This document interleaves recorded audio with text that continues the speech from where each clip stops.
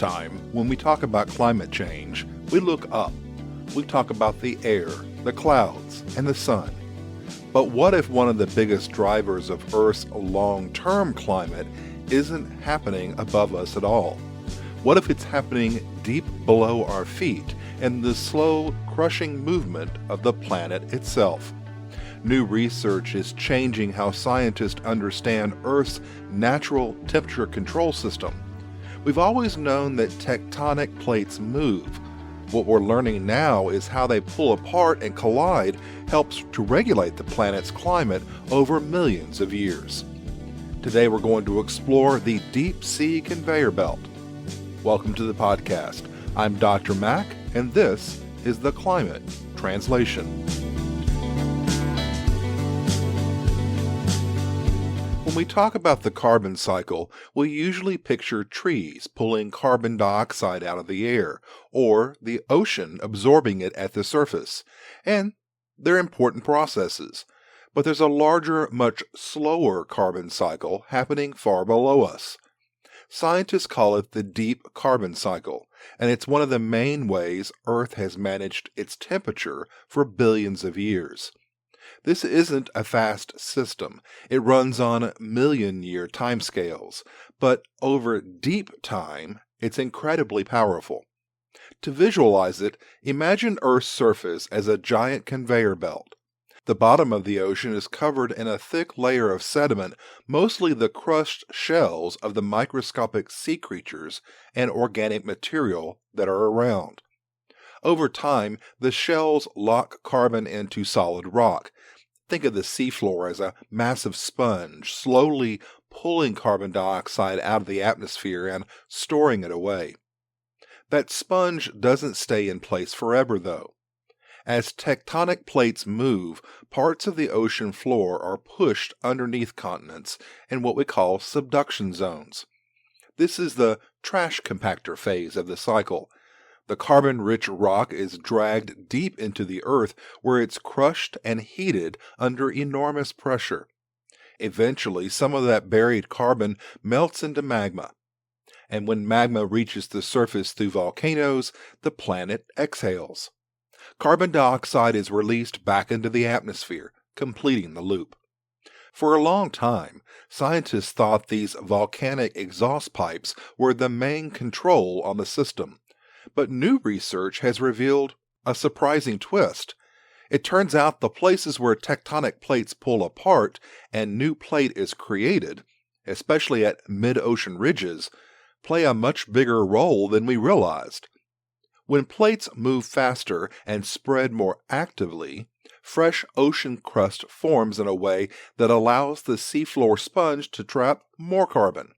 That pulls more carbon dioxide out of the atmosphere and cools the planet. When plate motion slows, less carbon gets locked away, more stays in the air, and the planet warms. It's a delicate balance of inhaling and exhaling that takes millions of years to complete. That finding was a missing piece of the climate puzzle.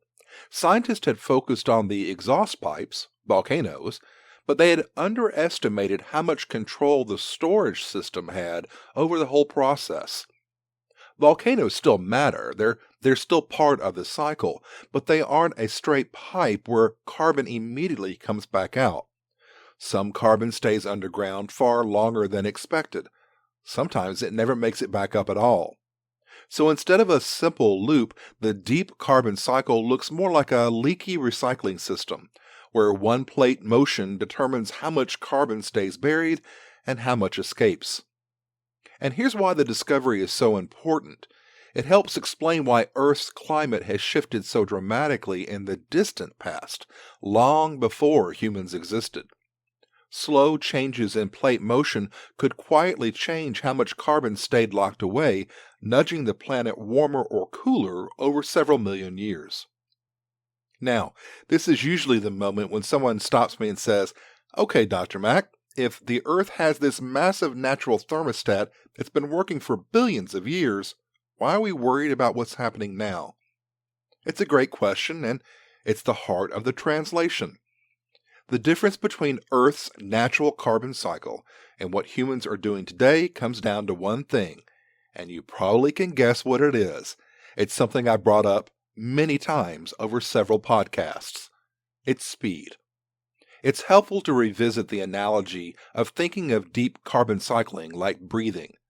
Over millions of years, Earth slowly inhales carbon dioxide out of the atmosphere by locking it into carbon in ocean sediments, dragging it underground, and then eventually exhales it back through volcanoes. Inhale, exhale, slowly, steadily. That rhythm has kept the planet temperature within a livable range for most of its history. Now, compare that to what we've been doing recently. By burning fossil fuels, we're taking carbon that the planet carefully buried over tens to hundreds of millions of years and releasing it back to the atmosphere in just a few decades. That's not breathing anymore. That's a coughing fit, and a violent one at that. Imagine someone calmly breathing for a few seconds and then suddenly coughing out all their air at once. Their lungs are overwhelmed and the rhythm is gone. That's what happens to the carbon cycle. The deep sea conveyor belt is still running. The ocean floor is still absorbing carbon.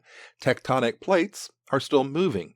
Volcanoes are still recycling material back into the atmosphere. But none of those systems were built to keep up with the changes so fast. Here's another way to picture it. Think of the Earth's carbon system like a long-term savings account.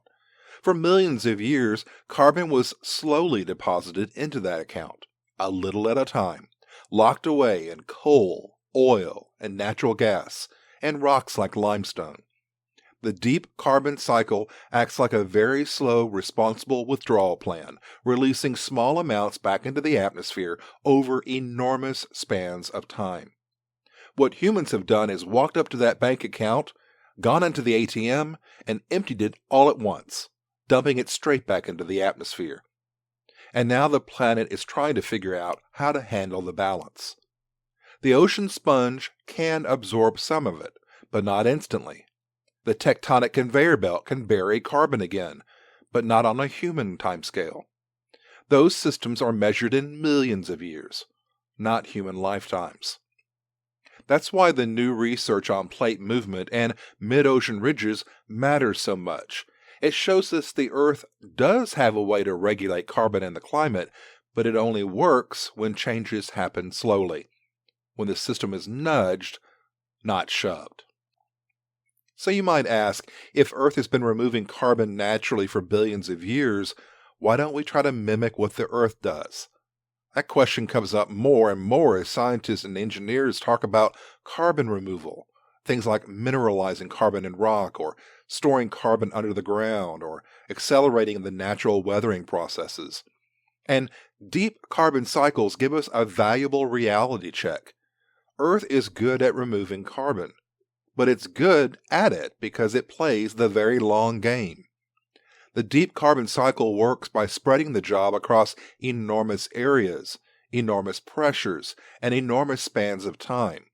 Carbon doesn't just disappear, it gets slowly locked into minerals, sediments, and other rocks over tens to thousands to millions of years. The timescale is the secret. When carbon gets buried naturally, it doesn't require pumps and pipelines and containment vaults. The planet uses gravity, pressure, chemistry, and time. A lot of time. Now contrast that with what humans are trying to do. We're trying to find ways to cheat and quickly remove carbon on the scale of decades, not millennia. We want fast results, measurable progress, and systems that can be turned on and off. But the Earth's method was never designed for speed, it was designed for stability. Think of it like composting. If you toss scraps of food into the backyard compost pile, nature will break them down beautifully, given enough time. But try to force that process to finish overnight, and you'll quickly learn that speed introduces complications, heat, the imbalance, leaks, and unintended byproducts. Carbon removal works the same way. Enhanced rock weathering, for instance, tries to mimic what happens naturally when fresh rock is exposed to air and water. Over time, those reactions lock carbon into minerals, but over time is doing a lot of work in that sentence. In nature, those reactions happen across entire continents and ocean basins. When we try to accelerate them, we run into limits, energy costs, material availability, land use, and chemistry that doesn't always behave the way we hope at human speed. Geological carbon storage faces a similar challenge. Yeah, Earth stores carbon underground, but it does so in places shaped by millions of years of tectonic movement, pressure, and sealing rock layers. Finding locations that are stable on those timescales and proving they'll remain stable isn't simple. The deep carbon cycle shows us something important.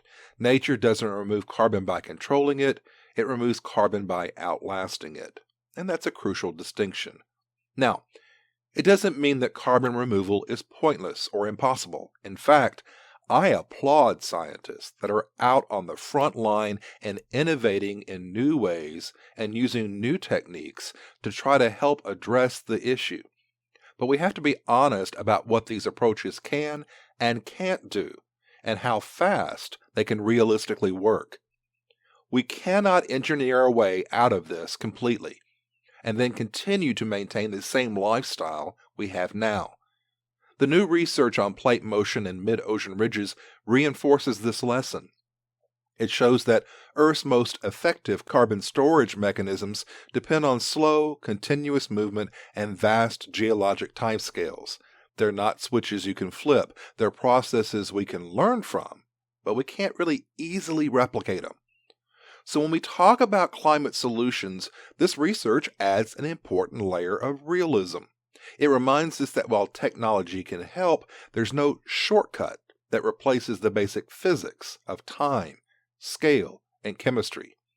Any solution that claims to fix the problem instantly should raise questions, not hope. In a way, it brings us back to where this episode began. Earth has a remarkable carbon management system. It just doesn't work on human schedules. Understanding that doesn't make the problem hopeless, it just makes it more clear. Because the lesson of the deep carbon cycle isn't that the solutions are impossible, it's just addressing the root causes of carbon production may be far easier than trying to lock it all away after. That insight, rooted in the slow movement of the planet itself, may be one of the most important translations climate science has to offer.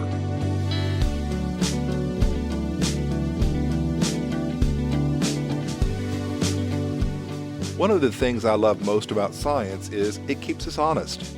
Every so often, new research forces us to zoom out and rethink about what we thought we understood. That's what this discovery about Earth's deep carbon cycle does. It reminds us that climate just isn't something that happens in the air above our heads.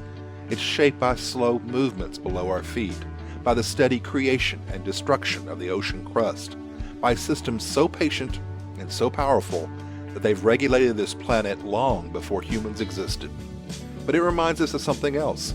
Earth's carbon management system works because it's slow, and it spreads the work across vast spaces and immense spans of time. That's where the contrast with today becomes clear. We don't need to outsmart the planet, we need to understand the system we're part of and respect the limits of how fast it can move. I'm Dr. Mack, and this has been The Climate Translation. If you have a question about the climate that you've been too afraid to ask, or if you have a differing opinion, please let me know. I can use your viewpoints in future episodes. You can reach me at theclimatetranslation@gmail.com. I'll see you next time.